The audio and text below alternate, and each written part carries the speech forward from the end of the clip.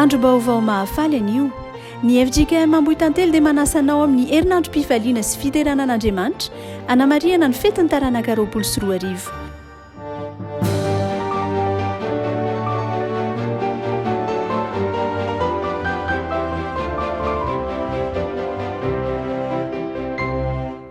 miaraka amin'ireo mpanakanto maro anafanany fotoana firasylofiny aina tsy mora foana mianatra miainy sofianao lohatatiava ihany tarika solika ambola velon'aina tsy misy toy izao no mampifalisaina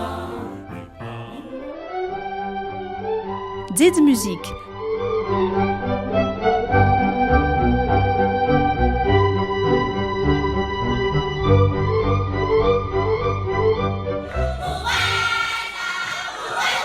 Zazakanto